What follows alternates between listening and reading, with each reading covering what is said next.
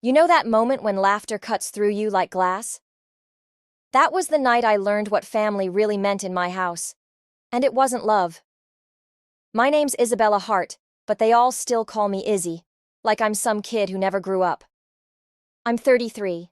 I've got my own apartment, a steady job, and enough scars to prove that loyalty doesn't always get rewarded. It happened at my mother's dinner table. The same table I used to sit at during birthdays, holidays, and every Sunday when I thought being there meant I belonged. That night, I sat quietly while everyone laughed about old stories, the ones where I was always the punchline.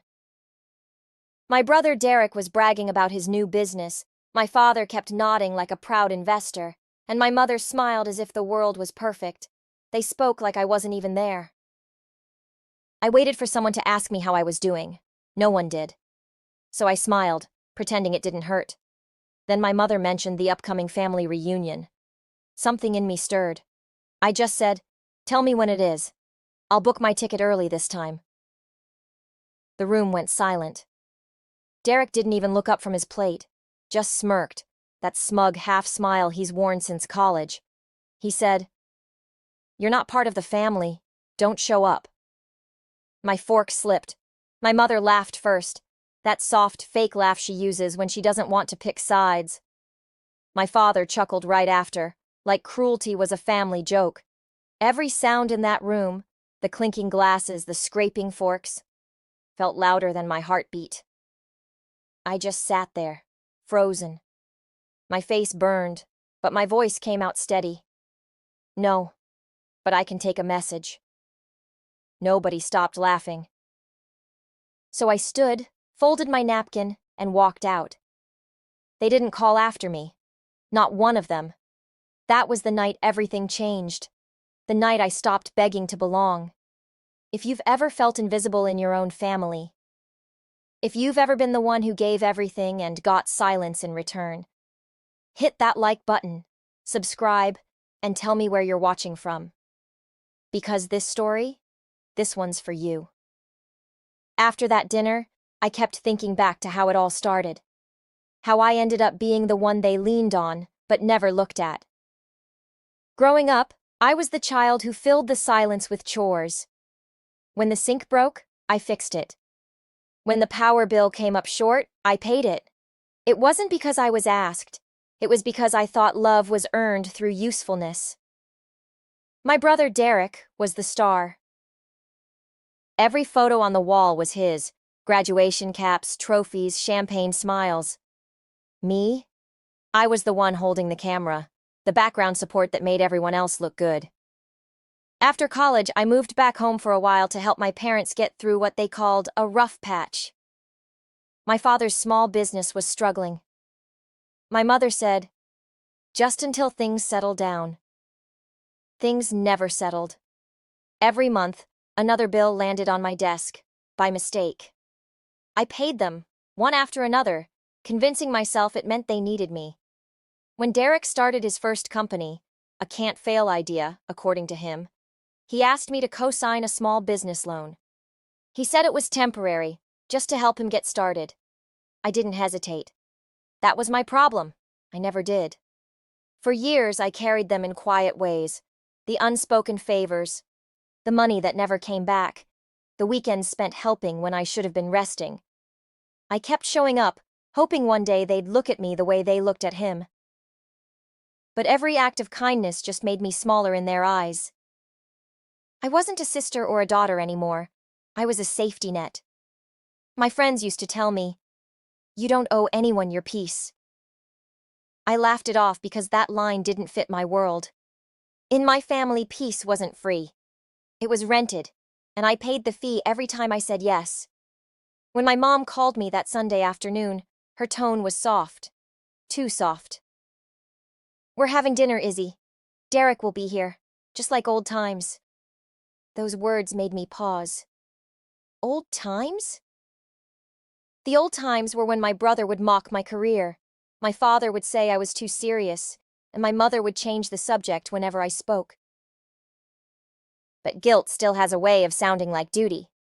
So, I said yes. I cooked her favorite, roasted chicken with garlic potatoes. I told myself maybe this time it would be different.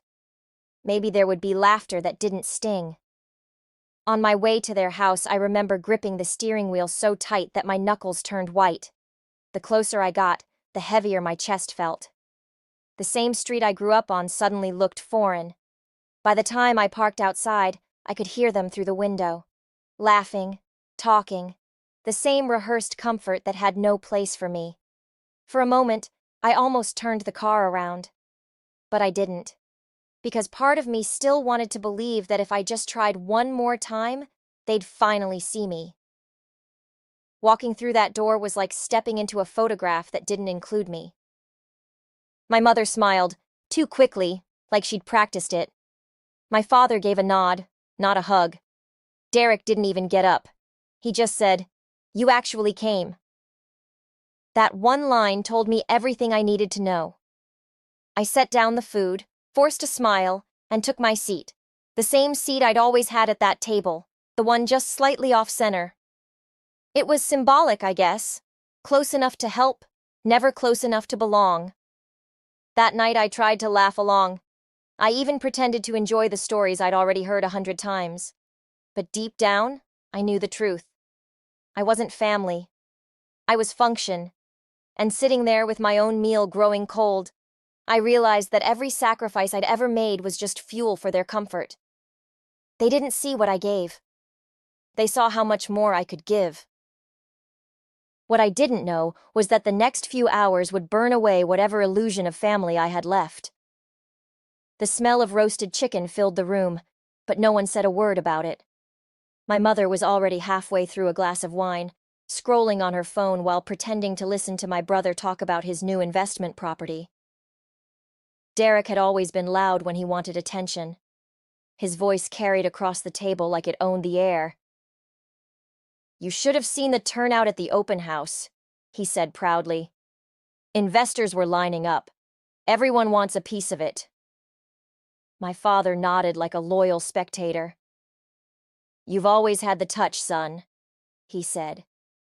The same words he never once said to me. I tried to blend in, to smile at the right moments, to laugh when they did. But the distance was thick, years of neglect sitting between us like a wall no one wanted to acknowledge. When my mother looked at me, it was fleeting, almost by accident. "You're quiet tonight, Izzy," she said. I swallowed hard. "Just listening." She gave a polite smile that didn't reach her eyes, then turned back to Derek. The moment passed like I wasn't even part of the conversation. They talked about the upcoming family reunion in Florida.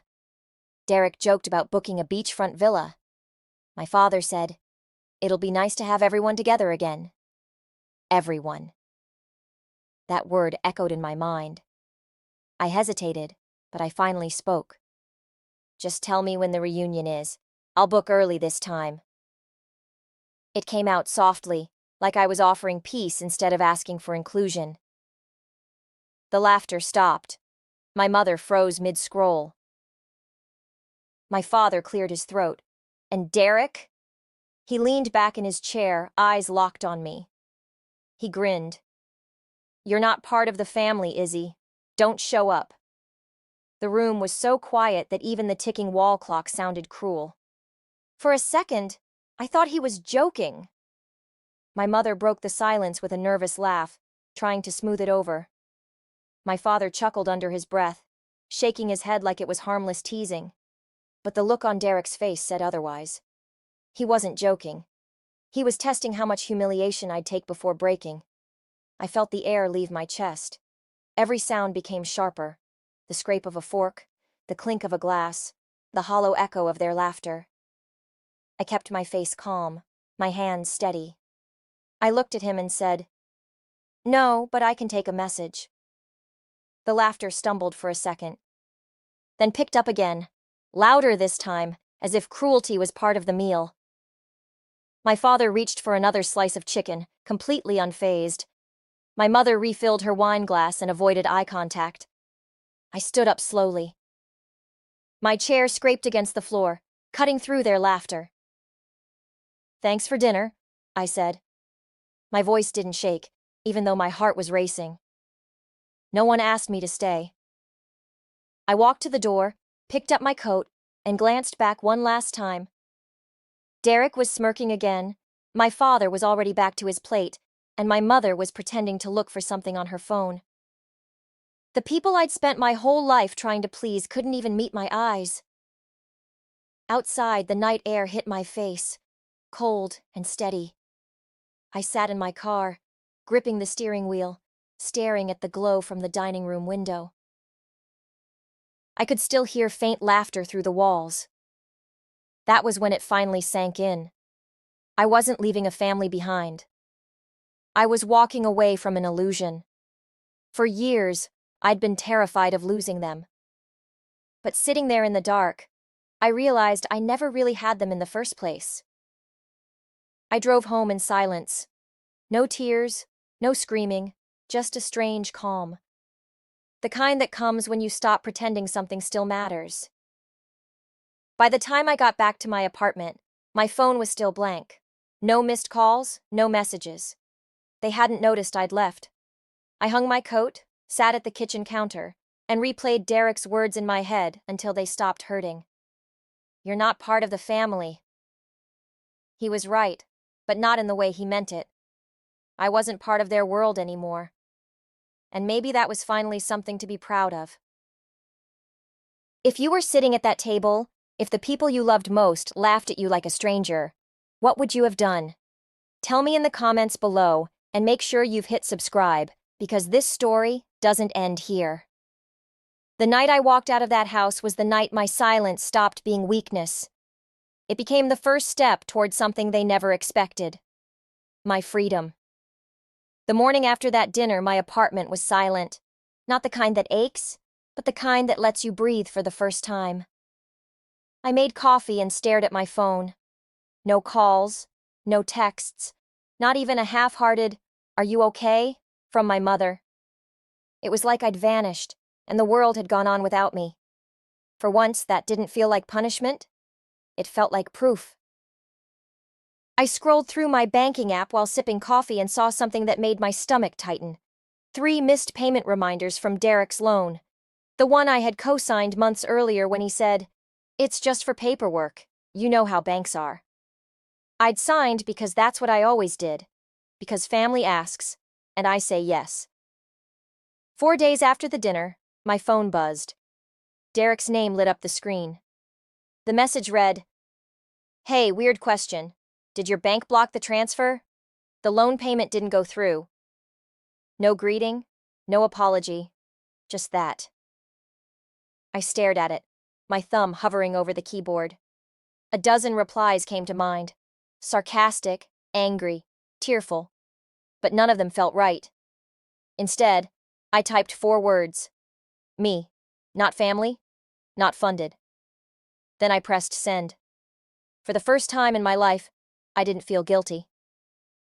I felt calm. There's a moment, right after you stop apologizing for other people's mistakes, when the weight slides off your shoulders so quietly you almost don't notice. That was my moment. I sat there in the stillness of my kitchen, feeling a different kind of silence, one that didn't demand anything from me.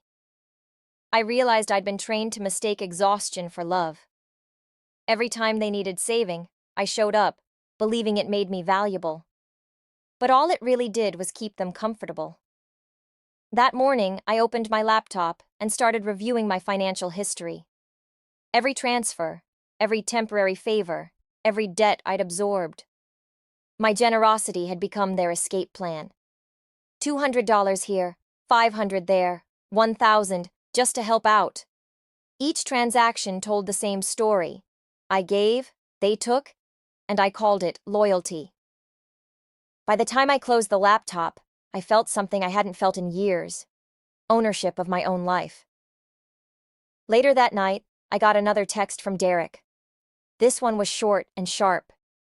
"You're overreacting. It's just money. We're family." I laughed out loud. Family. The same word he'd used to exclude me now suddenly had value when he needed something. I didn't reply. Instead, I turned off my phone, poured another cup of coffee, and sat by the window. The city lights outside looked different. Not warmer, not brighter, just mine. For once, my peace wasn't borrowed or conditional. I realized that revenge doesn't always need fire or fury. Sometimes, it's the quiet decision to stop feeding people who drain you. If you've ever reached that point, the moment you finally stop saying yes to things that break you, drop a heart emoji in the comments. Because sometimes choosing peace is the loudest way to say, enough. That night, I slept better than I had in years. The next morning, my alarm went off at 6. I brewed coffee, opened my planner, and wrote down one line. Protect your peace. It wasn't revenge yet. It wasn't even justice. But it was the start of something better. A version of myself that no longer apologized for existing. And though I didn't know it yet, what came next would test just how far I was willing to go to protect that peace. I thought sending that message, me, not family, not funded, would be the end of it. I was wrong. The next few days passed quietly. Work, coffee, sleep, repeat. For once, my life was simple. Then, on a quiet Thursday evening, I decided to organize my finances properly. A task I'd avoided for months. I opened every folder, every email, every file connected to Derek's business. I wanted to see, once and for all, where my money had gone. That's when I found it. A document I didn't remember signing. A loan agreement with my name printed neatly across the bottom. My signature was there too, perfectly written. Only one problem. I had never signed it. For a long minute, I just stared at it. My breath slowed, my chest tight. I scrolled through the pages, hoping I'd missed something. Maybe it was an old copy. Maybe it had been sent by mistake. But no. It was dated 3 months ago, and it listed me as guarantor for another one of Derek's business ventures. It hit me like cold water. This wasn't an accident. It was deliberate. He hadn't just used my name. He had stolen it. I felt a surge of emotions. Anger, disbelief, shame. Not the kind of anger that makes you shout, but the kind that steadies your hands because now you finally see the truth. I printed every document I could find. My apartment floor was covered in papers, receipts, and screenshots. It looked like a map of every time I'd chosen loyalty over logic. I called Mara, a colleague and quiet friend from work who specialized in corporate law. She didn't ask for gossip or drama. She just listened. When I finished explaining, there was a short pause before she spoke. Isabella, that's fraud. You have proof. Don't confront them directly. Just document everything. Her tone was calm but firm, the kind of voice that made you sit up straight. That night, I didn't sleep much. I went through every transaction again, this time looking for patterns, any sign that this wasn't the first time he'd done it. There were multiple. Transfers I didn't remember authorizing, small withdrawals labeled business adjustment. The truth was staring at me in black and white. My family had been using my trust as a credit line. By morning, I knew what I had to do. I contacted the bank and explained that I needed verification on a loan I supposedly co-signed. The representative placed me on hold for what felt like forever. When she returned, her tone had changed. Yes, Ms. Hart. Our records show your name listed as a guarantor for Mr. Derek Hart's business loan. I took a breath. Can you confirm when that authorization took place? 3 months ago, she replied. We have a signed copy of the agreement. I almost smiled, not out of relief, but because I finally had confirmation of what I already knew. Later that day, while I was still processing everything, there was a knock on my door. Through the peephole, I saw them, Derek and my father. My father stood stiffly, hands in his coat pockets. Derek looked restless, pacing in place. The sight of them on my doorstep felt unreal. Izzy, open the door, my father called out. This is ridiculous. Derek's voice followed louder. You can't just ignore us. We need to talk. Talk. That word used to mean I'd sit there, take the blame, and fix their mess. Not this time. I stood in the center of my living room, phone in hand, heart steady. I didn't move. I just listened as the knocking grew louder. When they realized I wasn't opening, their tone shifted from angry to pleading. My father said, "You're taking this too far." Derek's voice cracked as he said, "We can work it out." But I stayed still. The knocking slowed, then stopped. Silence returned, and it felt cleaner than any apology could. They left without another word. I stood there for a long moment, the echo of their voices fading down the hallway. Then I whispered to myself, "This is what peace sounds like." I wasn't scared anymore. The truth had taken the place of fear. For the first time, I realized that my silence wasn't weakness. It was control. The morning after they showed up at my door, I emailed Mara everything. Every document, screenshot, and bank statement. She replied within minutes. "Don't speak to them again. The bank will handle the rest." Her confidence steadied me. I wasn't alone anymore, and for once, the fight wasn't on their terms. By noon, the bank confirmed what I already knew. Derek had forged my signature and submitted falsified financial records to secure his loan. My father had acted as his reference, calling me the family partner. That single lie tied both of their names to the fraud investigation.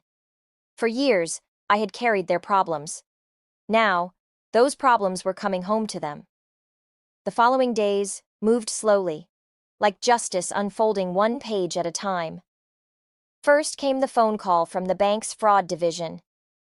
"Ms. Hart, can you confirm that you did not authorize this loan?" I answered calmly. "I did not." Those 4 words drew a line through years of silence. 2 days later, I received a copy of the official investigation notice. Derek's accounts were frozen. My father's business transactions were flagged. The empire they'd built on borrowed kindness was finally collapsing. I didn't celebrate. I didn't post about it. I didn't even tell my friends. Some victories don't need witnesses. Instead, I focused on protecting myself. Closing shared accounts, changing passwords, redirecting mail. Every small action felt like reclaiming a piece of myself they'd taken. Then, one evening, my phone rang. My mother's name appeared on the screen. For a moment, I considered ignoring it, but curiosity won. Her voice was shaky. "Isabella, this has gone too far. Derek's company is falling apart. The bank's threatening legal action. Can't you talk to someone? Fix this?" I almost laughed. For years, that was the script. I caused nothing, but I was expected to fix everything. I took a slow breath and said, "Mom, you always told me family fixes things. Maybe it's your turn." There was silence on the other end. She didn't argue. She just whispered, "I didn't know it would get this bad." I didn't respond. There was nothing left to explain. That night, I came home to a white envelope pushed under my door. My father's handwriting, neat, deliberate, desperate. Inside were $400 in cash. No note, no apology, just hush money. I held it for a few seconds, then dropped it into the trash. The sound it made hitting the plastic was final. The next morning, Mara called. "They'll receive formal notice this week," she said.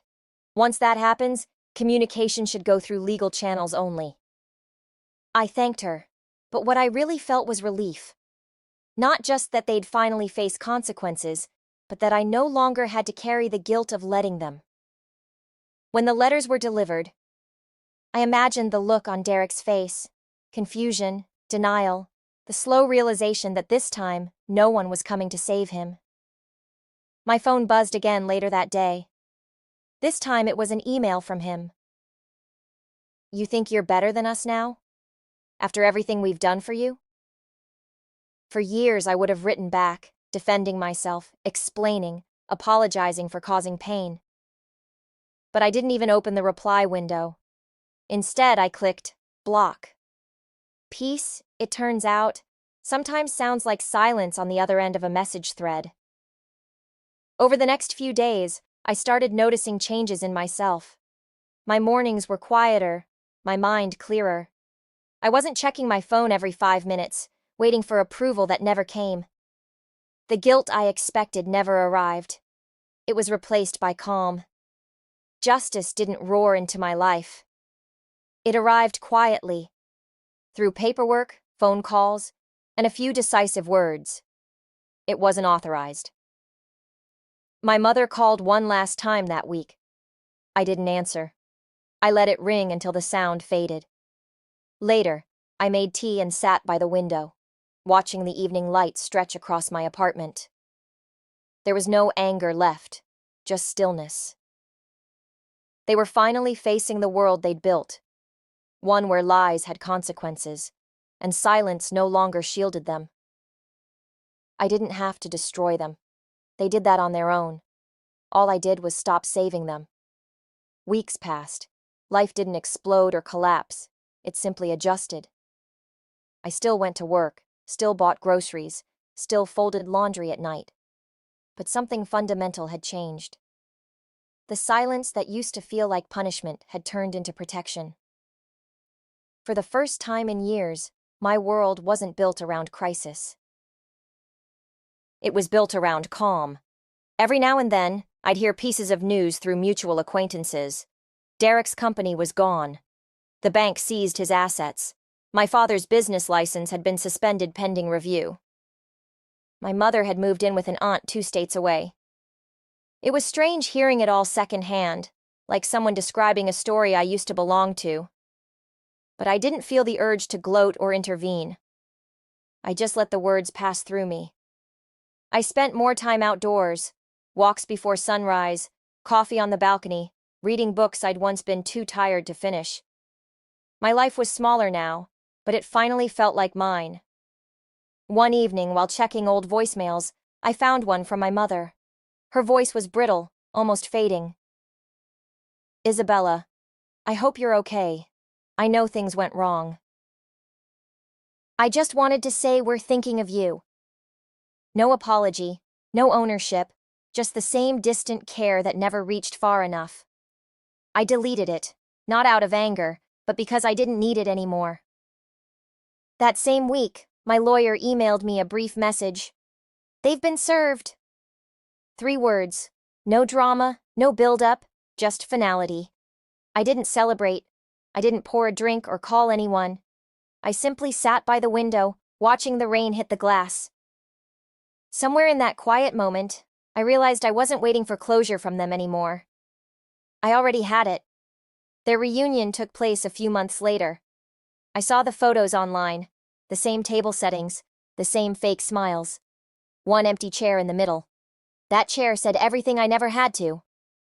For a long time, I thought walking away meant losing family. Now I understand it means finding yourself. Forgiveness isn't always about inviting people back into your life. Sometimes, it's choosing not to carry their weight anymore. I learned that peace doesn't demand attention. It doesn't shout or prove itself. It just waits for you to stop explaining why you deserve it. A few nights later, as I was closing my laptop, a new message appeared on my phone. "Derek. Are you happy now?" I stared at it for a moment, then set the phone face down. I didn't reply. Some questions don't need answers. I brewed tea, wrapped myself in a blanket, and let the quiet fill the room. The hum of the city outside felt softer somehow. Not lonely, just real. That night, I whispered to myself, "Yes. Finally." And for once, the word finally didn't mean the end of something. It meant the beginning of peace. If you believe peace is the best revenge, if you've ever learned that walking away can be louder than shouting back, type "finally free" in the comments. Don't forget to like, share, and subscribe, because every story here reminds us that strength isn't about revenge. It's about release. This story isn't about revenge. It's about realization. For a long time, I thought silence meant weakness, that walking away made me the loser. But sometimes, silence is strength. It's the space where you finally hear your own voice after years of drowning in everyone else's noise. Family isn't measured by shared blood or last names. It's measured by respect, accountability, and the effort people make to understand you. When those things disappear, holding on becomes nothing more than self-punishment. I used to think love could fix everything. Now I know love without respect is just dependency dressed as devotion. So if you're watching this, and you've ever been made to feel small in the name of loyalty, remember this: you don't owe anyone your peace. Let people face the world they built, and focus on building your own. Because sometimes, the most powerful form of revenge is not destruction, it's distance.